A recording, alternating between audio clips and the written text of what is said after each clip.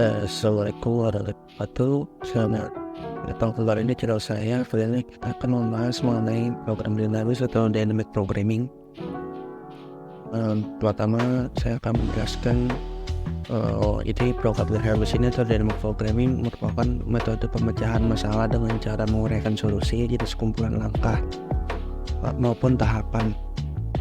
Sedemikian sehingga solusi dari persoalan dapat dipandang dari serangkaian keputusan yang saling berkaitan. Pada penyelesaian persoalan dengan metodenya terdapat sejumlah hingga banyak pilihan yang mungkin. Solusi pada setiap tahap dibangun dari hasil solusi tahap sebelumnya dan menggunakan persyaratan optimasi dan kendala untuk membatasi sejumlah pilihan yang harus dipertimbangkan pada suatu tahap. Prinsip optimalitas sendiri yaitu pada program dinamis rangkaian keputusan optimal dibuat dengan menggunakan prinsip optimalitas. Prinsip optimalitas itu jika solusi total optimal maka bagian solusi sampai ke tahap K juga optimal. Prinsip optimalitas berarti jika kita berada dari tahap K+1 kita dapat menggunakan hasil yang optimal dari tahap K tanpa harus kembali ke tahap awal.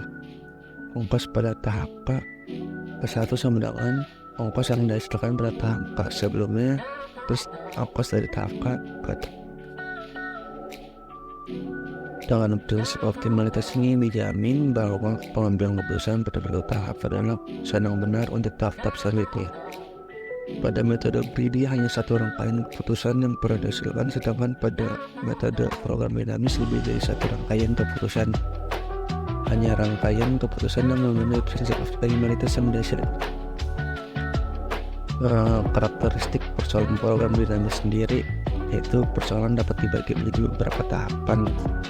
Yang pada tahapan hanya diambil satu keputusan. Yang kedua, masing-masing terdiri dari sejumlah status yang berhubungan dengan tahap tersebut. Jadi secara umum statusnya merupakan bermacam kemungkinan masukan yang ada pada tahap tersebut. Bisa kita lihat di sini ada graf ya, multi-stage graph. Jadi tiap simpul di dalam graf tersebut menyatakan status, sedangkan V1, V2 sampai seterusnya menyatakan tahap.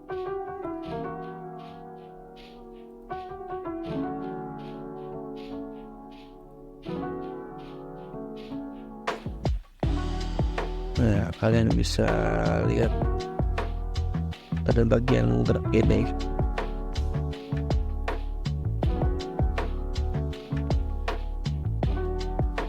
Ini merupakan tahapannya stage-nya dan video grafik 4C5.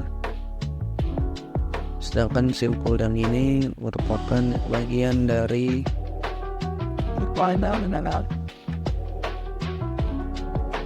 statusnya teman-teman. Jadi yang ketiga karakteristiknya itu keputusannya diambil pada setiap tahap ditransformasikan dari status yang bersangkutan ke status berikutnya. Ongkos pada suatu tahap meningkat secara teratur dan bertambahnya sejumlah tahapan. Ongkos pada suatu tahap bergantung pada ongkos tahap yang sudah berjalan dan ongkos pada tahap tersebut. Yang keenam karakteristiknya itu ada hubungan rekursif yang mengidentifikasi keputusan terbaik. Yang ketujuh prinsip optimalitas berlaku pada persoalan tersebut. Ada dua pendekatan pada program dinamis atau dynamic programming. Yang pertama ada forward, yang kedua ada backward. Jadi kalau untuk yang forward itu misalkan variabel x atau x2 ini maju sampai xn, sedangkan untuk variabel yang mundur itu dia mundur dari xn-1 sampai ke x1 x awal. Langkah-langkahnya itu karakteristiknya ini solusinya optimal, definisi dulu rekursifnya secara nilai solusi optimalnya, terus yang ketiga menghitung nilai solusi optimal secara maju maupun mundur, yang keempat konstruksi solusi optimal. Jadi kalian bisa pakai solusi optimal itu hitungnya pilih salah satu sih, bisa maju maupun mundur. Kalau contoh soal mungkin di sini ada travel salesman problem. Tentukan lintasan terpendek dari simpul 1 ke 10. Nah, kita akan coba menggunakan penyelesaian dinamis mundur. Yaitu tadi misalkan X1, X2, X3, X4 nya itu kita bentuklah angka dari K1, 2, 3, 4. Maka rute yang dilanjut adalah X1, X2, X3, X4 dari 1. Dalam hal ini X4 atau yang terakhir itu 10. Jadi kalau misalnya lihat di sini awalannya, nah ini merupakan X1, 2, 3, 4, 5, 6, 7 ini stack kedua, stack ketiganya ini 8, 9, dan stack terakhirnya 10. Karena kita backward, maka kita akan menggunakan tadi XN sampai X1. Berarti di sini XN-nya 4, XN-1, XN-2, XN-3. Nah, di sini X1-nya teman-teman. Nah, kan pada persoalan ini K ini merupakan simpul. XN ini yang berhubungan dengan status. Jadi kita relasi rekurensi itu menyatakan yang terpendek di status S ke X4 pada tahap K. Dari status ke X4 tadi 10 teman-teman. Nih, nah kita mundur. Nah, kita mulai aja. Jadi ada beberapa keterangan juga ya, kalian bisa lihat di sini. Langsung aja. Jadi karena ini backward, kita mulai dari tahap 4 atau X4-nya. Nah, simpul yang ini kita dapat dari simpul 89 bernilai 34. Solusi optimum ini X4 ini maksudnya dari 10. Jadi dari 10 ini ke simpul 9 itu poinnya 4. Terus dari 10 ini ke simpul 8, simpul ini poinnya 3. Dari stack 4 ini ada 2 cabang. Dan 2 cabang ini ke X3 nya masing-masing simpul. Misalnya ke simpul 9 ini poinnya 4, simpul ke 8 poinnya 3. Jadi kalian catat dulu. Nah, ini merupakan kos awalan masing-masing cabangnya, masing-masing simpulnya pada setiap stacknya. Langsung lagi ke simpul 5, 6, 7. Nah, simpul 5 ini kenapa bisa 4? Padahal di sininya 1 nih. Yang ini 3. Yang ini ada 2, 1, 2, 1, 2, 1, 2. Nah, sini kalian dari kos ini mencari nilai optimal. Jadi di sini dia simpul 5 dan 8 ini, dari 8 ke 5 ini bertambah lagi 1/3. Kita lihat apakah benar 1/3. Nah, 1/3 ya teman-teman. Begitu juga seterusnya yang lainnya. Dari 5 dan 9 ini, dari 9 ke 5 bertambah lagi jadi 8.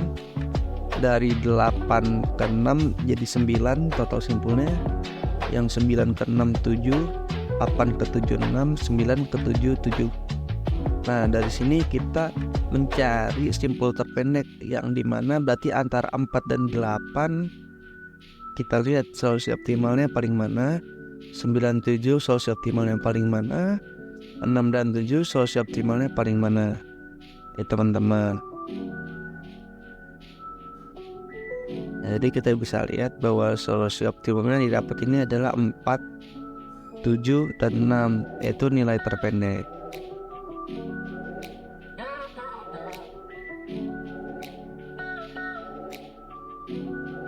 Nah, langsung lagi sama seperti tahap sebelumnya. Itu dari hasil sebelumnya ini kan 4. Kenapa bisa dia langsung jadi 11, 5 kedua?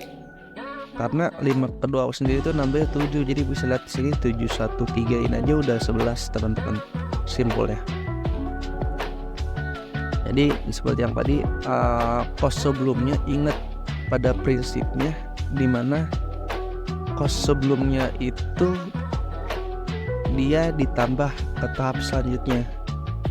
Nah, sedangkan ongkos sebelumnya tadi itu 4 ditambah 7, ongkos setelahnya jadi 11. Sama seperti yang sebelumnya sih. Jadi langsung aja ya. 5 kedua sendiri berjumlah tadi ongkos sebelumnya dan ongkos yang sekarang jadi 11. 6 kedua ongkos sekarangnya jadi 11. 7 kedua ongkos sekarang jadi 12, 5 ketiga jadi 7, 6 ketiga jadi 9, 7 ketiga jadi 10, 5 keempat jadi 8, 6 keempat jadi 8, 7 keempat dari 11. Nah ini angka-angka total ongkos-ongkos sebelumnya antar tiap simpul, teman-teman. Nah di sini kita lihat asosiasi optimum yang paling kecil ada 2 ya, 11, yaitu antara simpul 5 maupun simpul 6. Yang kedua ada 7 melewati jalur simpul 5 saja. Yang terakhir ada 8, ada 2 simpul 5 atau 6. Nah ini tahap akhir, walaupun situasinya tahap 1 karena kita menggunakan metode report. Jadi solusinya itu dari simpul 2 ke simpul 1 itu menjadi 13, dari simpul 3 ke simpul 1 itu 11, simpul 4 simpul 1 11 juga sama. Jadi solusi optimum itu dapat 11 melewati simpul 3 atau maupun 4. Jadi kalian bisa lihat ada 3 stage. Nah, jadi di sini kita dapat 3 lintasan terpendek sih dari 1 ke 10. Yaitu lintasan pertama dari 1 ke 3 ke 5 ke 8 lalu ke 10. Yang lintasan kedua dari 1 ke 4 ke 5 ke 8 dan ke 10. Yang ketiga 1 ke 4 ke 6 ke 9 dan ke 10. Masing-masing 11 lintasannya. Jadi kita balik lagi ke persoalan yang grabnya. Nah ini kan, jadi kenapa bisa kita buat sebagai seperti ini? Yang ini nih, kita lihat lagi tadi masing-masing X4 pada tahap keempat tadi dapat 10, X3 nya 8, 8, 9, X2 nya 5, 5, 6, X1 nya 3 dan 4. Kalian lihat tabel ini aja ya, 10, 8, 8, 9, 3 atau 4, 5 atau 6. Nah, jadi pada masing-masing jalurnya sebenarnya yang mana yang paling pendeknya. Itu saja pada video kali ini. Apabila ada kekurangan dalam penjelasan, mohon maaf. Terima kasih.